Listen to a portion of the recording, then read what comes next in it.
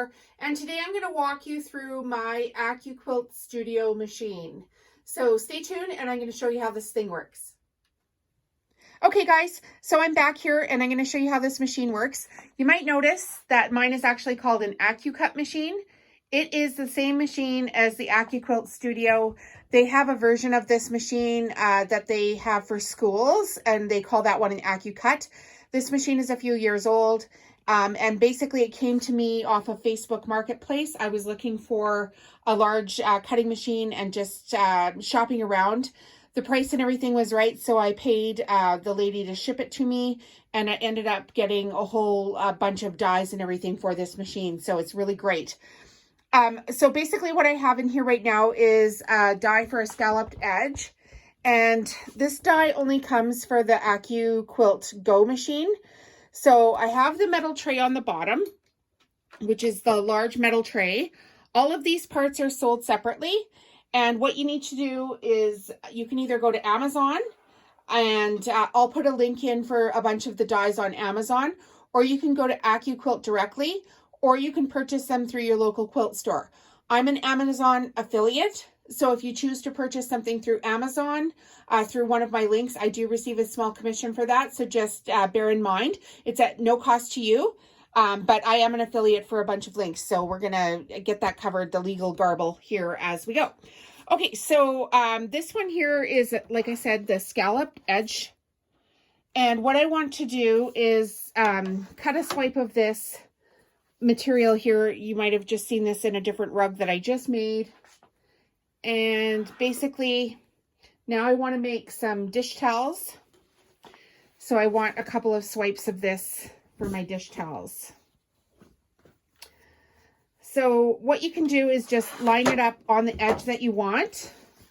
And for me, I can just cut a swipe of this fabric off, because I know I'm not going to want the whole thing. You can layer your fabric back and forth as well if you like, to get whatever look you're going for, however many layers. And also, if you layer your fabric end to end, you can make continuous borders for quilts and whatnot with this die. So just watch what you're doing here. I know that I'm going to want this up at the top, and then I'm going to have this flatter edge here that I can work with. Okay, so we put that on the machine. We grab our plastic for the top, which is, I think it's like basically just plexiglass. And now we're going to roll it through the machine. I like to roll mine back and forth a couple of times, just to make sure that I've made the cut. I just knocked my camera. Excuse that little bit. Okay, so this is basically what you end up with.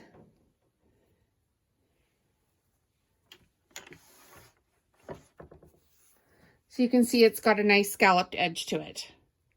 So now I can use this piece here to decorate a dish towel, and I'll do another video on my dish towels at some point, but not right this second. Okay, so that one's tossed to the side. The next die I'm going to show you is the Soup Bowl Cozy die. And it's the same process again. The Soup Bowl Cozy die is made for the Accuquilt Go machine. You can tell what they're made for, and if you're going to need an adapter. They have them labeled quite clearly. It's for the Go Bowl Cozy.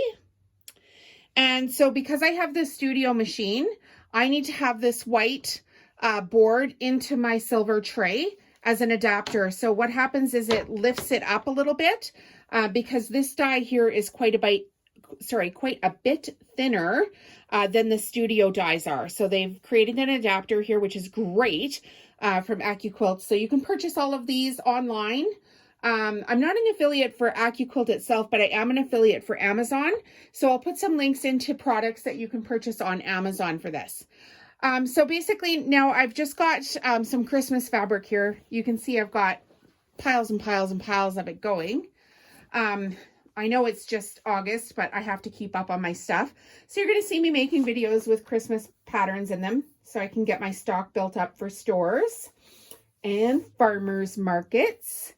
So basically I folded it salvage to salvage and then in half one more time, and I'm just going to set it down onto the board. Make sure that everything is flat and that it's covering the entire area. And then for this one, I have a nice purple mat. You can see that I've cut the Bowl Cozies many, many, many times on this. So just start pushing it through and roll your machine. Make sure that your fingers are clear of everything.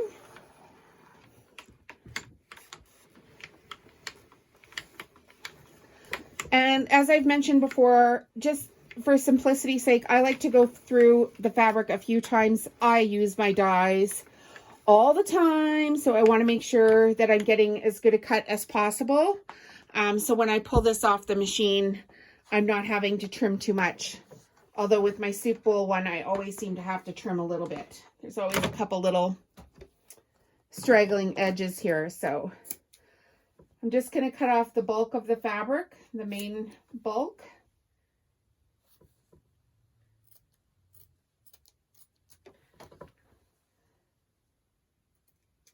I think just because of the thickness that I'm doing, I always seem to get a few little stray threads here.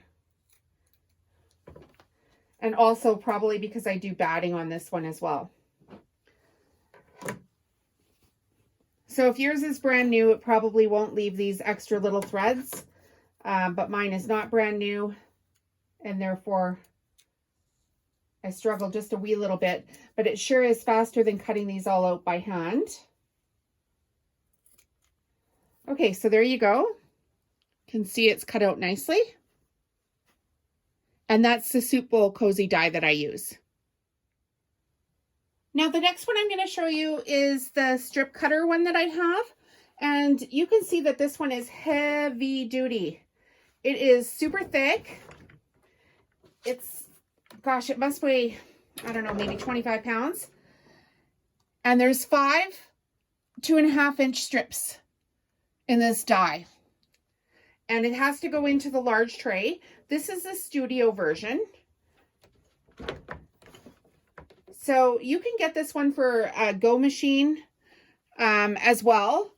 It just has, I believe, 3 strips instead of the 5. So again, we've got our fabric folded, salvage to salvage, and then in half again. And this is just a small piece of fabric. I'm just trying to work up some extra fabric in the studio today for my rugs. And so now we've got the huge plexiglass plate that you have to put on top of it to you know, put the blades through. And we just roll this one through again. So I can do literally 40 strips at 2.5 inch in one pass with this one. So that's an entire large rug for me. It works quite well. I like the hand crank machine. There's versions of these that are electric if you've got, you know, some mobility issues and you prefer electric, or you just want to put it through on the electric machine. For me, with the volume that I'm doing, I just like the hand crank one, the ease of it. It does a lot of volume, and also it's just one less thing to break down in my office. If, God forbid, something goes wrong with the electrical on those machines. So I hear Accuquilt has got a great refund policy and great customer service. So if you have any problems with them, reach out direct. The studio machines are only available through Accuquilt on their website. And some of the other dies and everything are available on Amazon. I am an Amazon affiliate, so I'll put some links in. And if you choose to buy something through a link, I will get a commission for it. No obligation, of course, but just letting you know all the legal jarble. Okay. So you can see how easily this cuts. There you go. All right, guys, that's it for the Accuquilt demonstration here today. I hope you enjoyed it. If you're liking these videos and want to learn more about what I'm doing here at Home Stitchery Decor, be sure to hit the bell button and subscribe to my channel so you get notified when I put up a new video. Have a great day, guys. We'll see you back later.